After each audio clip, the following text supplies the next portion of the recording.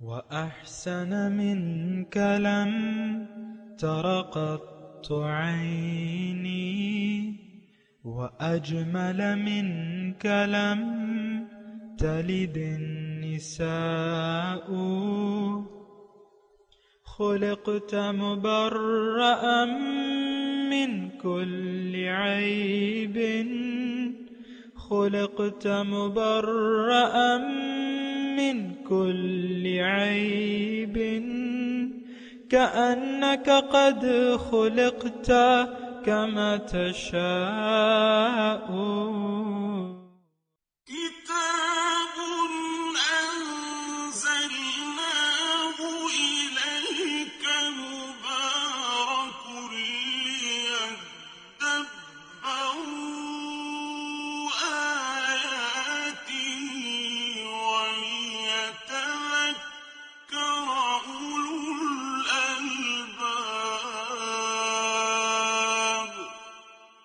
یہ کتاب برکت والی ہے جسے ہم نے آپ کی طرف نازل فرمایا ہے تاکہ دانش مند لوگ اس کی آیتوں میں غور و فکر کریں اور نصیحت حاصل کریں. اللہم صلی علی سیدنا محمد وعلی آل سیدنا محمد بعدد کل ذرۃ مئۃ الف الف مرۃ. سامعین و ناظرین کرام، السلام علیکم ورحمۃ اللہ وبرکاتہ. سامعین کرام، سورہ نمل آیت نمبر 87. آج کا موضوع، کیا ہم نے اللہ تعالیٰ کے سامنے سر جھکایا ہوا ہے؟ اس کے ساتھ سامعین کرام آج کے درس کا آغاز کرتے ہیں. سب سے پہلے گزشتہ سبق کا آموختہ ہوگا. أَلَمْ يَرَوْا أَنَّا جَعَلْنَا اللَّيْلَ لِيَسْكُنُوا فِيهِ وَالنَّهَارَ مُبْصِرًا إِنَّ فِي ذَلِكَ لَآيَاتٍ لِقَوْمٍ يُؤْمِنُونَ. کیا انہوں نے نہیں دیکھا کہ ہم نے رات بنائی تاکہ وہ اس میں آرام کر سکیں اور دن کو امور حیات کی نگرانی کے لیے روشن، یعنی اشیاء کو دکھانے اور سجھانے والا بنایا. بے شک اس میں ان لوگوں کے لیے نشانیاں ہیں جو ایمان رکھتے ہیں. سامعین کرام، سورہ نمل آیت نمبر 87. لفظی ترجمہ: وَيَوْمَ يُنفَخُ فِي الصُّورِ، جس دن پھونک ماری جائے گی سور میں، فَفَزِعَ، پس گھبراہٹ طاری ہو جائے گی، من فی السماوات و من فی الارض، جو بھی آسمانوں اور جو بھی زمین میں ہے، الا من شاء اللہ، مگر وہ ان پہ نہیں جس کو اللہ چاہے. وَكُلٌّ أَتَوْهُ دَاخِرِينَ، اور سب اللہ کے دربار میں عاجزی کے ساتھ حاضر ہوں گے. سامعین کرام، ایک بہت بڑی حقیقت کی طرف اشارہ کیا جا رہا ہے جس سے عام طور پہ ہم لوگ غافل ہیں.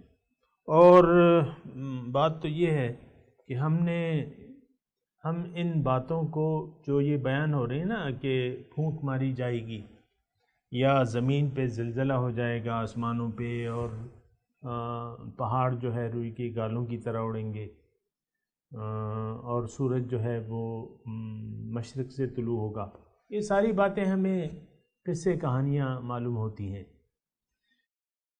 اور ہم غافل ہیں. دیکھیں، میں ایک بات آپ کو کہہ رہا ہوں، وہ یہ ہے کہ علامات قیامت میں سے تو کچھ علامات تو واضح ہو چکی ہیں، جیسے کہ حضور صلی اللہ علیہ وسلم نے فرمایا کہ لَتَتَّبِعُنَّ سُبُلَ مَنْ قَبْلَكُمْ، تم اپنے جو پہلے گزر چکے ہیں ان کی تم اتباع کرو گے، یعنی ان کے نقش قدم پہ چلو گے. تو آج ہم نہیں چل رہے یہود و نصارہ کے نقش قدم پہ، یہ بات بھی تو سوچیں نا. اور بہت سی علامات ہیں جو آ چکی ہیں، اور حضور صلی اللہ علیہ وسلم نے فرمایا کہ انا والساعۃ ھکذا یا کہاتین، میں اور قیامت دو انگلیوں کی طرح ہے جو ملی ہوئی ہیں، میرے بعد قیامت ہے. تو بہرحال ہم ان ساری چیزوں سے یعنی ہم نے بے اعتنائی ظاہر کر رکھی ہے، اور ایسے آنے والے واقعات سے ہم غافل ہیں، نہ صرف قیامت سے بلکہ ہمارے ساتھ آئندہ جو کچھ بھی ہونے والا ہے موت کے بعد یا موت سے پہلے. اور سامعین اکرام یہ بات بھی میں بتا دوں کہ جب میں یہ کہہ رہا ہوں کہ موت سے پہلے، تو یعنی اسی زندگی میں، وہ ایک شاعر نے کہا ہے نا کہ حشر، وہ پورا شعر تو مجھے نہیں آتا لیکن وہ کچھ ٹوٹا پھوٹا مجھے یاد ہے کہ حشر روز یعنی حشر صرف روز قیامت پہ موقوف نہیں ہے، یہ زندگی خود بھی اپنے گناہوں کی سزا دیتی ہے، کہ یہ زندگی جو ہے یہ ہمیں، یہ خود بھی ہمارے کرتوت کی، دیکھیں جزوی قیامت یا جزائے اعمال تو فوراً آپ کو پتہ ہے کہ شروع ہو جاتا ہے، دل پہ کالے داغ لگتے ہیں یا سفید داغ لگتے ہیں۔ یہ تو نہیں ہو سکتا کہ آپ کوئی کام کریں، کوئی بھی کام کریں اور اس کا کوئی نتیجہ نہ ہو آپ کے روح پہ، آپ کے قلب پہ، یہ ہو نہیں سکتا۔ یعنی یہ آپ نہ سوچیں کہ کوئی اس کا نتیجہ فوری طور پہ واقع نہیں ہوگا، نہیں، فوری طور پہ واقع ہوتا ہے۔ یہ الگ بات ہے آپ نے گناہ کیا مثال کے طور پہ، تو پھر گناہ کر کے آپ کو احساس ہوا کہ بھئی یہ تو غلط تھی بات اور ایسا نہیں کرنا چاہیے تھا، اور آپ توبہ کر لیتے ہیں، اس کی اصلاح کرتے ہیں، تو وہ داغ دھل جاتا ہے، وہ ایک الگ بات ہے۔ لیکن اگر آپ توبہ نہیں کرتے، عام طور پہ تو توبہ کا کوئی تصور ہی نہیں ہے سامعین کرام۔ رجوع الی اللہ جو ہے وہ اس کا تصور نہیں ہے کہ ہم اللہ تعالیٰ کی طرف رجوع کر لیں یا اپنا رخ اللہ تعالیٰ کی طرف پھیر لیں۔ گناہ ہم کرتے رہتے ہیں اور توبہ جو ہے ہم سمجھتے ہیں کہ یار مسلمان ہیں، کلمہ پڑھا ہوا ہے اور اللہ تعالیٰ غفور الرحیم ہے، اور ساری زندگی جو ہے ہم غفلت میں گزار دیتے ہیں، اور پھر روز قیامت کے بارے میں ہمارا عقیدہ یہ ہے کہ بھئی ہم تو مسلمان ہیں، ہمارا تو جنت تو ہمارا ٹھیکہ ہے۔ پھر دنیا کے بارے میں جو عذاب ہے اس کے بارے میں ہمارا خیال یہ ہے کہ اب تو عذاب نہیں آتے، وہ پہلے آتے تھے، اب نہیں آتے عذاب، ہمارا یہ خیال ہے۔ اور روز قیامت کے بارے میں ہمارا یہ خیال ہے کہ اللہ تعالیٰ غفور الرحیم ہے، نمبر ایک، اور دوسرے اگر کوئی ہے ہمارے گناہ ہیں تو وہ اللہ تعالیٰ، اللہ کے رسول بخشوا لیں گے، شفاعت کر دیں گے۔ انہوں نے اپنی جو ہے رکھی بھی ہے ایک شفاعت اپنی امت کے لیے، وہ ساری امت کو جو ہے وہ بخشوا کے جنت، یہ ہمارا خیال ہے۔ خیر اس کے بارے میں میں وضاحت نہیں کر رہا لیکن میں اپنے خیالات بیان کر رہا ہوں، یعنی ہمارے معاشرے کے جو خیالات ہیں۔ زیادہ سے زیادہ ہمارا یہ خیال ہے کہ اگر ہمارے بہت بھی گناہ زیادہ ہوئے تو دوزخ میں چند دن رہ کے ہم پاک صاف ہو کے جنت میں چلے جائیں گے، کوئی دو چار غوطے مار لیں گے دوزخ میں، ہمارا یہ خیال ہے، بعض لوگوں کا یہ خیال ہے۔ پھر بھی یقین نہیں ہے لیکن وہ کہتے ہیں اگر ہوگی دوزخ، اگر دوزخ ہوگی تو دو چار غوطے مار لیں گے اور پھر جنت میں چلے جائیں گے۔ یہ ہمارے خیالات ہیں، یہ دیکھیں ایسے باطل خیالات ہیں، اور اس کی وجہ سے ہم اپنے آپ کو اعمال کے نتائج سے نہیں بچا سکتے۔ یوم توفیٰ کل نفس ما کسبت، اس دن پورا پورا بدلہ ملے گا۔ من یعمل مثقال ذرۃ خیرا یرہ ومن یعمل مثقال ذرۃ شرا یرہ، ذرہ برابر نیکی، ذرہ برابر برائی، وہ آپ کو اس کا نتیجہ ملے گا۔ لیکن ایک بات ضرور میں اس میں عرض کروں گا کہ گناہوں کی بات تو الگ ہے، لیکن ایک شخص ایمان باللہ ہی نہیں ہے، اس کا راستہ ہی سارا غلط ہے۔ یہ بات سامعین اکرام خاص طور پہ سوچنے والی ہے کہ اس کا سارا راستہ، اس کی ساری جو تگ و دو ہے وہ ساری دنیا کے لیے ہے۔ تو اگر ایسا ہوا کہ ہماری اگر ساری تگ و دو، کوشش، دوڑ دھوپ جو ہے وہ دنیا کے لیے، تو یہ تو اللہ تعالیٰ نے فرمایا کہ یہ تو سب سے زیادہ نقصان میں ہے۔ یہ آپ کو میں آیت سنا، بالاخسرین اعمالا الذین ضل سعیہم فی الحیاۃ الدنیا۔ تو یہ بات تو مطلب یہ ہے کہ یہ ہماری جو توقعات ہے نا، حقیقت اس کے برعکس ہے، الٹی ہے۔ اس کی میں آپ کو اندھیرے میں نہیں رکھنا چاہتا۔ ایک تو ہمارا ایمان باللہ نہیں ہے، میں یہ نہیں کہہ رہا کہ اس درجے کا نہیں ہے، میں کہہ رہا ہوں کہ ہے ہی نہیں۔ آپ سمجھ رہے ہیں نا، ایمان باللہ ہے ہی نہیں۔ یہ تو گناہ جو ہے وہ تو ایمان باللہ کے بعد گناہ کا تصور ہوتا ہے. ایمان باللہ کے بعد اگر کوئی غلطی کرتے ہیں تو گناہ ہے اور اس کی معافی بھی ہو سکتی ہے اگر اللہ تعالیٰ چاہے. لیکن اللہ تعالیٰ نے تو واضح طور پہ قرآن مجید میں یہ فرما دیا ہے کہ ان اللہ لا یغفر ان یشرک بہ ویغفر ما دون ذلک لمن یشاء. اللہ تعالیٰ نہیں بخشے گا، یعنی ناقابل معافی، شرک ناقابل معافی. تو شرک، ہم تو شرک میں مبتلا ہیں. خواہشات نفس کو ہم نے اپنا معبود بنا لیا ہے کہ نہیں؟ آپ اس کو کیا آخر اس کی کیا توجیہ پیش کریں گے کہ یہ شرک نہیں ہے جو ہم زندگی گزار رہے ہیں، یہ شرک نہیں ہے. اس کی آخر کیا توجیہ، آپ کے پاس کیا دلیل ہے؟ جبکہ میں تو آپ کو قرآن سے دلیل پیش کر رہا ہوں. اللہ تعالیٰ فرما رہا ہے کہ ارأیت من اتخذ الہہ ہوا، کیا دیکھا ہے تم نے اس شخص کو جس نے اپنی خواہشات کو اپنا معبود بنا لیا ہے؟ میرے پاس تو یہ توجیہ ہے. پھر لا الہ جو ہے وہ تو ہم نے زبان سے پڑھا ہوا ہے، تو زبان سے تو اگر طوطے کی طرح ہم نے پڑھا ہوا ہے یا رٹا ہوا ہے تو اس کا کیا فائدہ ہے؟ یعنی دیکھیں، ایک بات جو ہے میں ایسی بیان کر رہا ہوں آپ کے سامنے جو آپ کو سمجھنے میں مشکل نہیں ہوگی. ایمان وہ ہوتا ہے جو آپ سوچ سمجھ کے ایک بات کہیں. ہم تو بے سوچے سمجھے یہ کلمہ پڑھ رہے ہیں، دل سے تو ہمارا ایمان ہے ہی نہیں، اس کے بارے میں نہ کوئی یقین ہے. یعنی دیکھیں، ہم تو اول تو یہ ہے کہ ہم جانتے ہی نہیں ہیں کہ کلمہ طیبہ کا مطلب کیا ہے، اس کے تقاضے کیا ہے.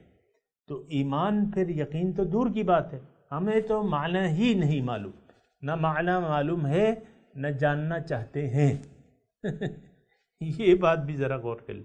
یعنی میں یہ کہہ رہا ہوں نا مثال کے طور پہ کہ ہمیں معنی نہیں معلوم. اب میرا جو نیا سننے والا ہے، ظاہر ہے کہ یہ یوٹیوب پہ پڑے ہوئے ہیں ہمارے درس، نیا کسی نے بھی کلک کیا اور یہ میں نے اس کے کانوں میں یہ بات گزر گئی کہ بھئی ہم تو کلمہ کا مطلب تک نہیں جانتے. اب وہ میرا یقین یہ ہے کہ وہ سامنے بس اس کو ایک بات سن کے جو ہے بس آگے چلا جائے گا، دوبارہ اس درس کو کھولے گا نہیں، نہ اس پہ سوچنے کی ضرورت محسوس کرے گا. اس نے تو تفریحاً ایک درس لگا لیا، چلو دیکھتے ہیں یہ کیا کہہ رہا ہے، بڈھا بابا لگا ہوا ہے نا، یہ کیا کہہ رہا ہے. چلو سن کے بس ایک کان سے سنا، دوسرے اس پہ کلک کر لیا، اس نے دوسرے عالم دین کی تصویر لگا لی. میں تو عالم دین ہوں ہی نہیں، میں تو ایک عام آدمی ہوں. سامعین کرام، یہ الگ بات ہے کہ آپ کی جو گمان ہے وہ ایک الگ ہیں، لیکن میں حقیقت میں عالم دین نہیں ہوں. خیر خواہی کی باتیں ہیں، وہ آپ کے ساتھ میں شیئر کر رہا ہوں، تو اس میں کوئی حرج نہیں ہے. تو جب ایمان آپ کا ہے ہی نہیں تو گناہ ثواب اور گناہ پھر کس چیز کا، جنت دوزخ پھر کس چیز کی. یہ جنت دوزخ تو پھر یہ ہے کہ وہ جنت تو متقین کے لیے ہے. تو یہ ساری باتیں سوچنے کی ہیں، اس پہ سوچنا چاہیے. سوچے بغیر مطلب آپ گزر گئے تو پھر اس کے اپنے نتائج ہوں گے. سامعین کرام، بہرحال اپنے درس کی طرف آتے ہیں، اور اللہ تعالیٰ اس آیت میں قیامت کے دن کا ایک حال بیان کر رہا ہے. جب قیامت آئے گی تو یہ سور پھونکی جائے گی. یہ تقریباً پہلی سور ہے، یعنی پہلی پھونک ہے جو سور میں پھونکی جائے گی. تو اس میں کیا ہے، فَفَزِعَ مَن فِي السَّمَاوَاتِ وَمَن فِي الْأَرْضِ إِلَّا مَن شَاءَ اللَّهُ. باقی تو اس کی تفصیلات اپنی ہیں کہ، لیکن یہ پہلی جو ہے وہ ہے کہ زلزلہ آئے گا، ایک سور پھونکی جائے گی اور سب پہ ایک گھبراہٹ طاری ہو جائے گی. فَفَزِعَ مَن فِي السَّمَاوَاتِ وَمَن فِي الْأَرْضِ إِلَّا مَن شَاءَ اللَّهُ. سوائے ان لوگوں کے جس کے حصے میں یہ مصیبت نہیں لکھی ہوئی، یعنی اس کا اثر انداز ہونا نہیں لکھا ہوا، تو وہ باقی سب لوگوں کو پہ ایک گھبراہٹ طاری ہو جائے گی.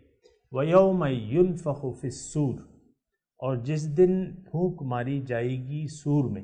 فَفَزِعَ مَن فِي السَّمَاوَاتِ وَمَن فِي الْأَرْضِ، بس گھبراہٹ طاری ہو جائے گی جو کوئی بھی ہوگا آسمانوں اور زمینوں میں، لیکن جس کو اللہ چاہے۔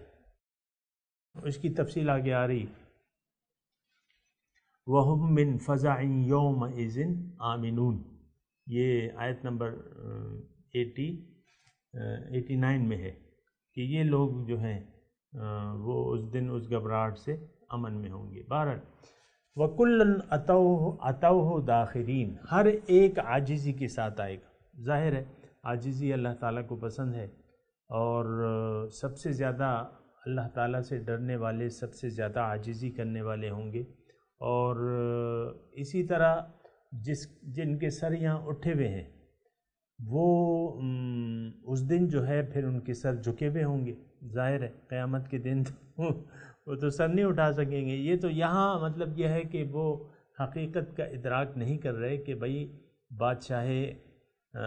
بادشاہوں کا بادشاہ تو اللہ تعالیٰ ہے اس وقت بھی، اور اللہ تعالیٰ کے ہاتھ میں ہی ساری قوت ہے۔ اس وقت احساس نہیں کر رہے، یہ ایک الگ بات ہے۔ تو وَيَوْمَ يُنفَخُ فِي الصُّورِ، اور جس دن سور میں پھونک ماری جائے گی، فَفَزِعَ مَن فِي السَّمَاوَاتِ وَالْأَرْضِ إِلَّا مَن شَاءَ اللَّهُ وَكُلٌّ أَتَوْهُ دَاخِرِينَ، ہر ایک عاجزی کے ساتھ آئے گا۔ سامعین کرام، وَتَرَى الْجِبَالَ تَحْسَبُهَا جَامِدَةً، پھر پہاڑ جو ہے، پہلے لفظی ترجمہ سن لیں۔ وَتَرَى الْأَرْضَ، تم دیکھتے ہو پہاڑوں کو، تَحْسَبُهَا، تمہارا گمان یہ ہے، جامدتاً، کہ وہ جامد ہیں، ایک ساکت ہیں، جامد ہیں۔ وَهِيَ تَمُرُّ مَرَّ السَّحَابِ، اور وہ بادلوں کی طرح اڑتے ہیں۔ یعنی اس کے دو معنی ہیں کہ ایک تو دونوں صحیح ہیں، چلیں ابھی میں وضاحت کرتا ہوں۔ صنع اللہ، یہ اللہ تعالیٰ کی کاریگری ہے۔ اتقن کل شیء، ہر چیز کو اس نے مضبوط بنایا ہے۔ انہ خبیر بما تفعلون، بے شک وہ خبردار ہے جو تم کر رہے ہو، جو اعمال تم کر رہے ہو، اللہ تعالیٰ اس سے واقف ہے۔ سامعین کرام، تری الجبال تحسبها جامدۃ، کہ تم دیکھتے ہو پہاڑوں کو اپنی جگہ ٹھہرا جامد اور ساکت، لیکن یہ گھوم رہے ہیں، تمرو گھوم رہے ہیں، پھر رہے ہیں، مر سحاب، جیسے کہ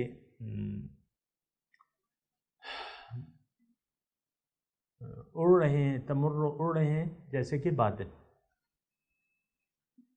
اس کے دو معنی ہو سکتے ہیں سامعین کرام، دونوں صحیح ہیں۔ ایک تو یہ ہے کہ یہ ہر چیز ہمیں ساکت نظر آ رہی ہے، یعنی پہاڑ بھی ہیں، باقی ساری چیزیں جو ہیں یہ گھوم رہی ہیں، دنیا گھوم رہی ہے، اپنے مدار میں دنیا گھوم رہی ہے، اور کتنی سپیڈ ہے اس کی، بہت زیادہ سپیڈ ہے، مجھے ابھی وہ فگر نہیں معلوم، لیکن بہت تیزی سے گھوم رہی ہے۔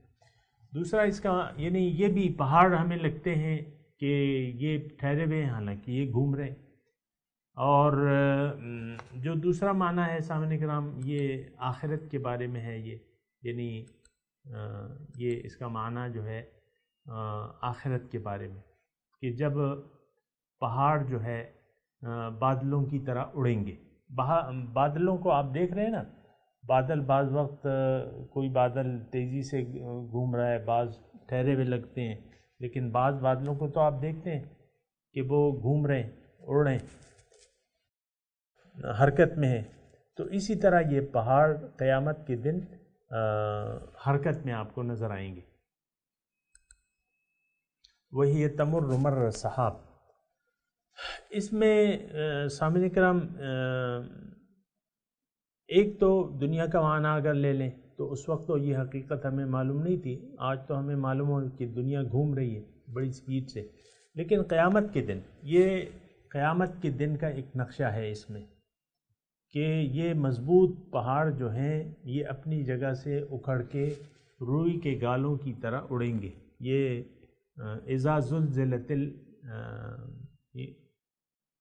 زلزلت الارض زلزالها واخرجت الارض اثقالها وقال الانسان ما لها،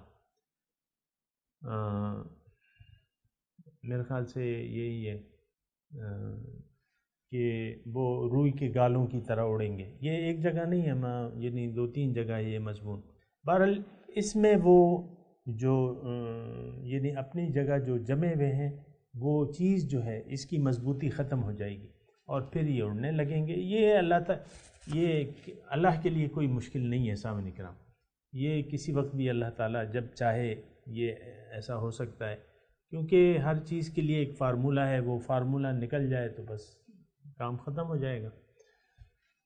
یعنی ہر چیز کی مضبوطی کا ایک فارمولہ ہے، وہ فارمولہ ختم ہو جائے گا. اللہ تعالیٰ قادر ہے تو وہ، لیکن اس میں جو ہے سامعین کرام اس میں مضمون یہ ہے کہ انہ خبیر بما تفعلون. یہ نقطہ ہے اس میں، اس آیت میں، کہ پہاڑوں جیسی چیزوں کو اللہ تعالیٰ روئی کے گالوں کی طرح اڑا دے گا یا بادلوں کی طرح وہ اڑیں گے. تو اس میں مضمون ہمارے سوچنے کا یہ ہے کہ اللہ تعالیٰ نے، ہم اللہ تعالیٰ کی مخلوق ہیں. تھوڑی سی توجہ اگر ہو سامعین کرام، اللہ تعالیٰ نے ہمیں پیدا کیا ہے اپنی بندگی کے لیے. اللہ تعالیٰ کا ایک مقصد ہے ہماری پیدائش کا کہ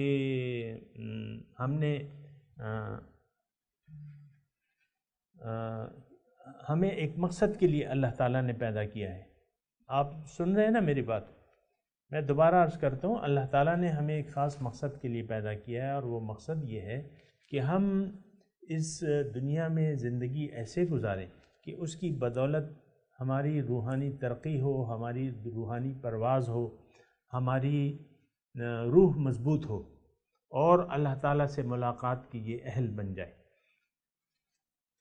اب ہماری روحانی ترقی کا سارا دار و مدار ہمارا اس عقیدے اور نظریے پر ہے جو ہم نے اختیار کیا ہوا ہے، جو ہماری سوچ ہے.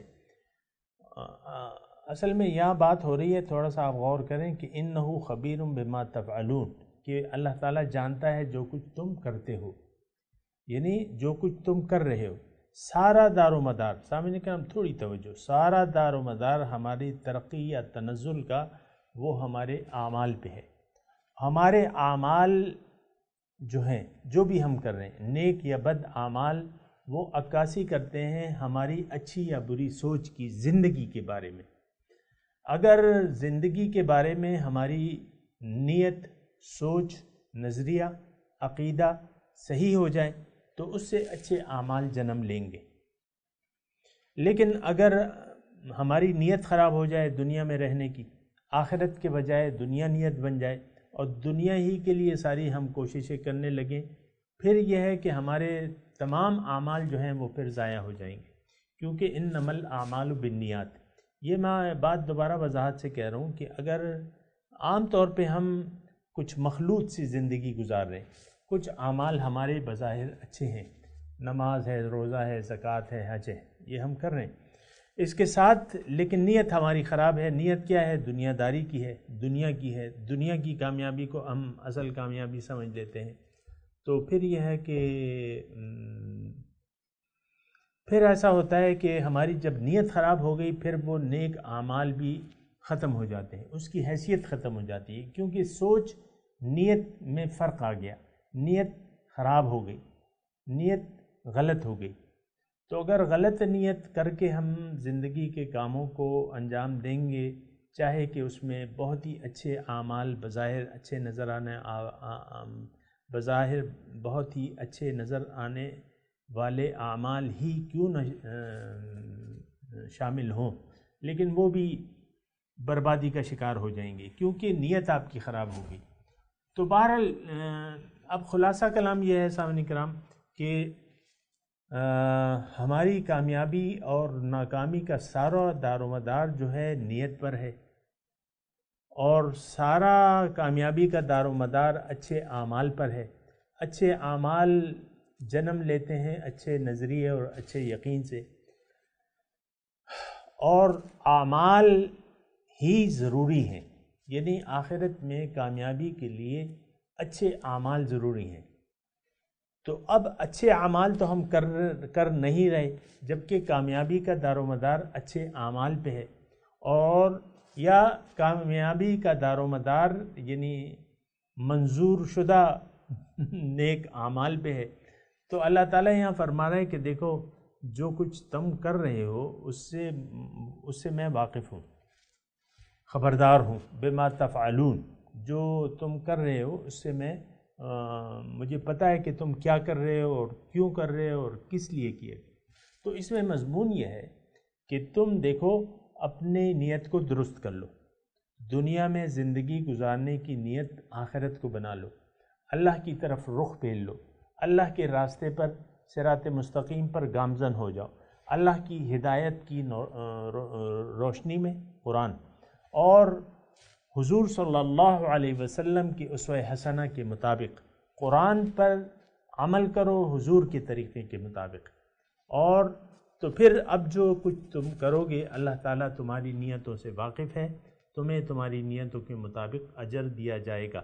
یہ بات بہت ضروری تھی سامعین کرام، اور اصل میں ہم یہ ہے کہ ایسا نہیں کرتے، یعنی ایسا نہیں کر رہے اور نیت کر نہیں رہے، بغیر نیت کے زندگی گزار رہے ہیں، لیکن نیت ہم نے ضرور کی بھی ہے اور وہ نیت دنیا کی ہے۔ یہ صحیح بات نہیں ہے۔ ایک صحیح نیت اپنائیں۔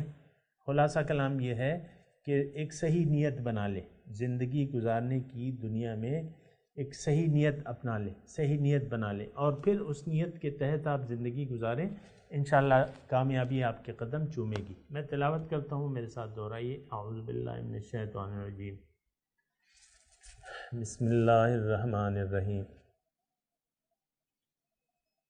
ترجمہ پہلے سنا دے ساتھ۔ وَيَوْمَ يُنفَخُ فِي الصُّورِ،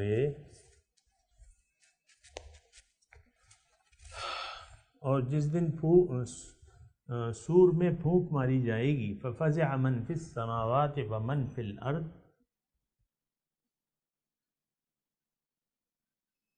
بس گھبراہٹ طاری ہو جائے گی جو کوئی آسمانوں میں ہے اور جو کوئی زمین میں ہے، الا من شاء اللہ، مگر اللہ جس کو چاہے اس پہ گھبراہٹ نہیں ہوگی۔ کل اتوہ داخرین، تمام مخلوقات عاجز ہو کے آئیں گی۔ وَتَرَى الْجِبَالَ تَحْسَبُهَا جَامِدَةً،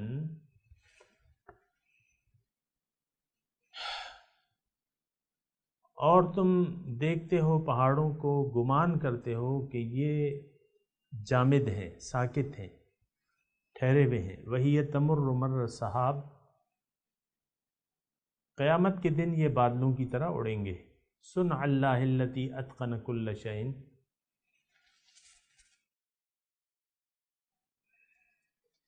یہ اللہ کی کاریگری ہے جس نے مضبوطی بخشی ہے ہر ایک چیز کو۔ انہ خبیر بما تفعلون، بے شک اللہ تعالیٰ جانتا ہے جو کچھ تم کر رہے ہو۔ اب ان آیات کی تلاوت اور ترجمہ۔ وَيَوْمَ يُنفَخُ فِي الصُّورِ فَفَزِعَ مَن فِي السَّمَاوَاتِ وَمَن فِي الْأَرْضِ إِلَّا مَن شَاءَ اللَّهُ وَكُلٌّ أَتَوْهُ دَاخِرِينَ۔ On the day when the trumpet is blown, everyone in the heavens and the earth will be horrified, except whomever God wills, and everyone will come before him in humility. وَتَرَى الْجِبَالَ تَحْسَبُهَا جَامِدَةً وَهِيَ تَمُرُّ مَرَّ السَّحَابِ صُنْعَ اللَّهِ الَّذِي أَتْقَنَ كُلَّ شَيْءٍ إِنَّهُ خَبِيرٌ بِمَا تَفْعَلُونَ۔ And you see the mountains, and imagine them fixed, yet they pass, as the passing of the clouds, the making of God who has perfected everything. He is fully informed of what you do.